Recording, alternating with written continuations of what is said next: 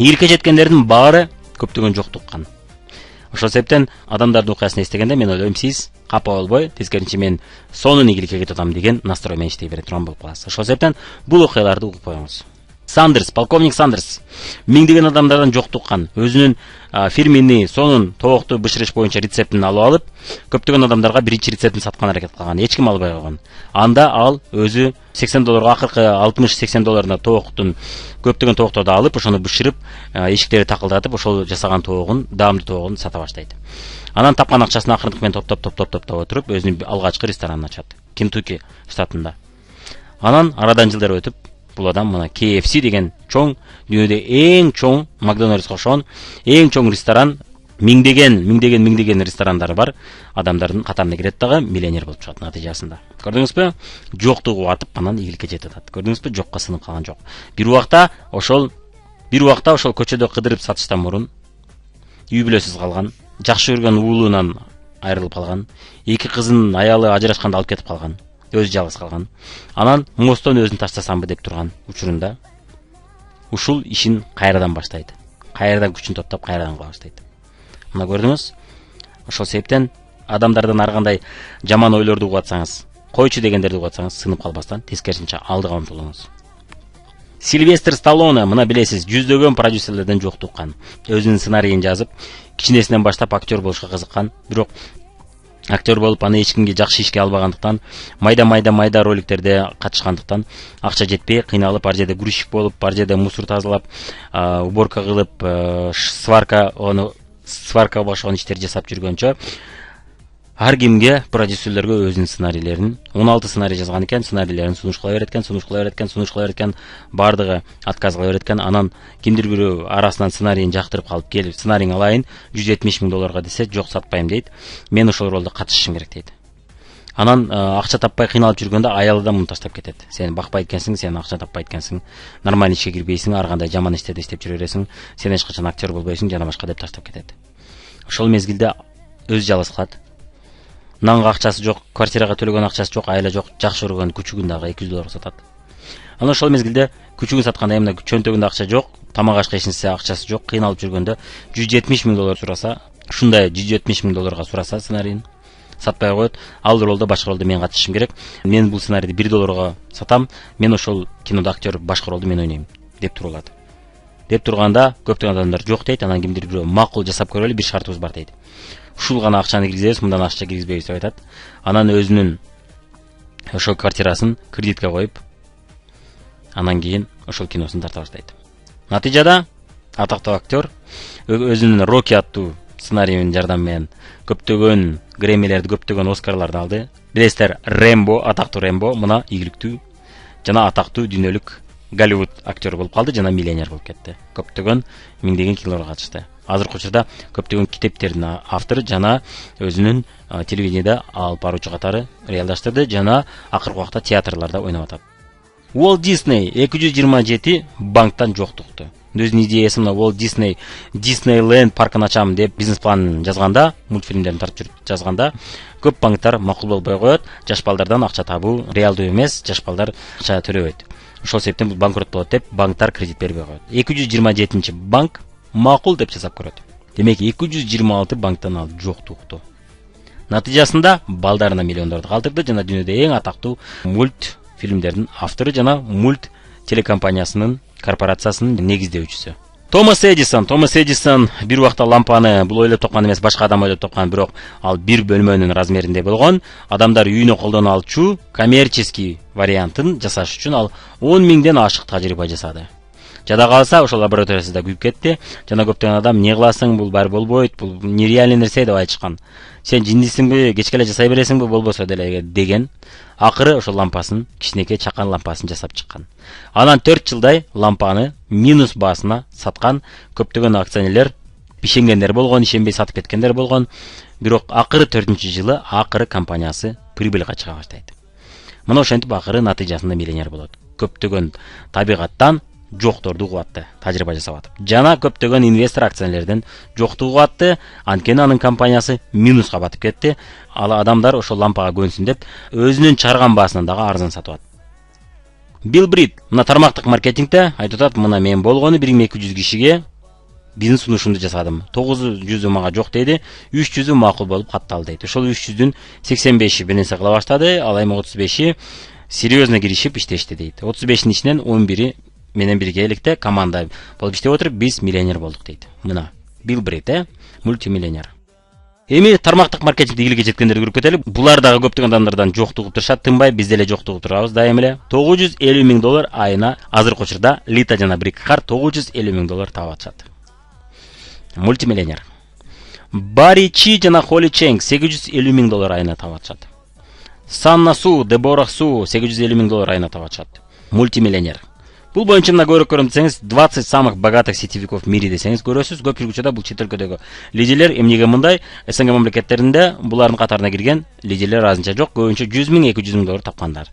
Бирок $400 миң, $500 миң, $800 миң тапкандар азырынча жок. Эмнеге дегенде СНГ мамлекеттерине тармактык маркетинг келгенине азыраак убакыт болду.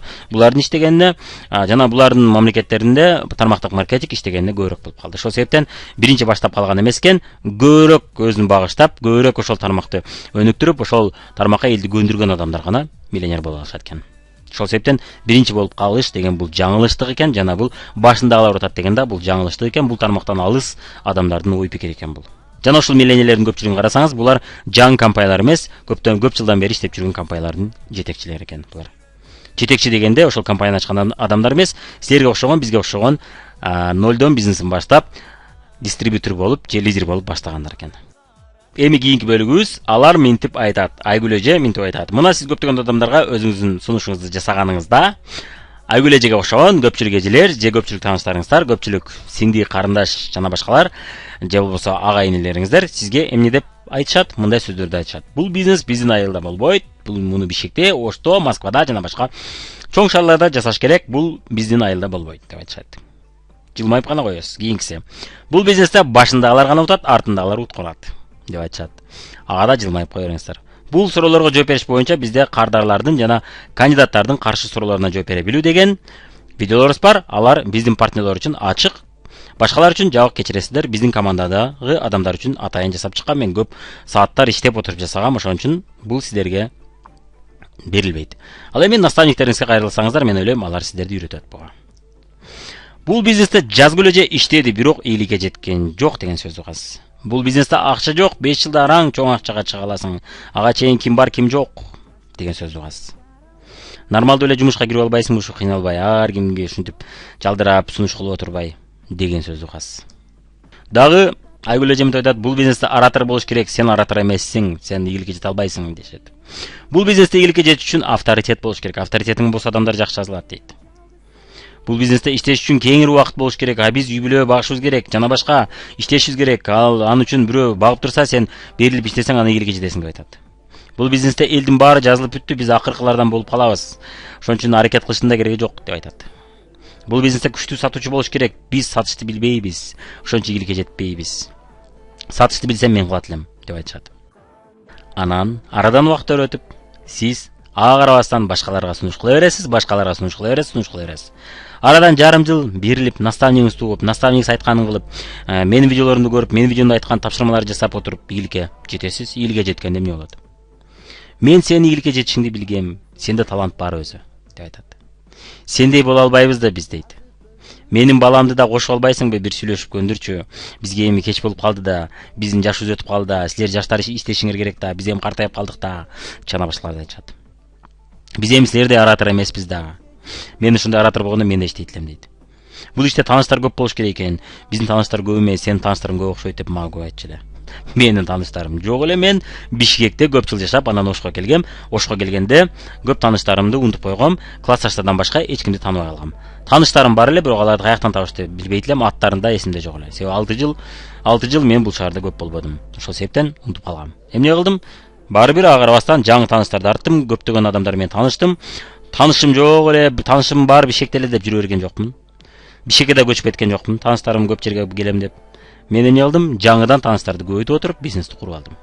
Сен везучий экенсиң, сага повезло, сен башында болуп калдың, биз эми акырында келип калдык да. Силер эми башында иштеп койдуңар да, силер эми убагында иштеп койдуңар да деген ар кандай шылтоо сөздөрдү айтат. Бирок мунун баары жалган. Везучий болгондо ийгиликке жете албайбыз. Башында болгондордун бизнес жүзүлөрүн толтурасы азыр жок. бизнесте бизге чейин келгендердин, биздин үстүбүздө биздин директордун Махабат Абдикаримова менен биздин ортобузда 7ге жакын адам бар эле, 7 бирөөсү да жок азыр. Абдикаримова Махабат менен жана Тайматова Мадина наставниктерибиз, ошоконун ортосунда 9га жакын адам бар эле. Бириси дагы жок, мына башында келгендер. Башында келген эмес, аягына чыккан утат бул бизнесте. Мага мындай иш болсо, жардамчы кылып ишке албайсыңбы? Мен мындай эле иштерди иштегим келет да, антип мен көп адамдарга жок деген укканына чыдабайм, мен ана адамдарга ар нерсени айтып кечке көндүрө албайм, мен угуу кыла албайм, жана башка деген сөздөрдү айтат. Жардамчы керек болсо алабыз, жардамчы катар туура келбесе башкасын алабыз. Биз дагы кетпейсиң ошол чет өлкөгө сумкаңа салып алып, биз дагы барып калайлы деп халявага үмүттөнөт.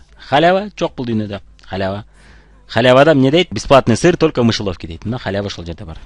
Мени да директор кылчу өзүң окшотуп. Халява жок. Макул, чындап аракет кылсаң, чындап жүгүргөнү, мен жасаган ишти жасаганы, мен басып өткөн жолду басып өткөнү даяр болсоң, сен директор болгону жардам берейин. Мен кантип тез директор болсом болот?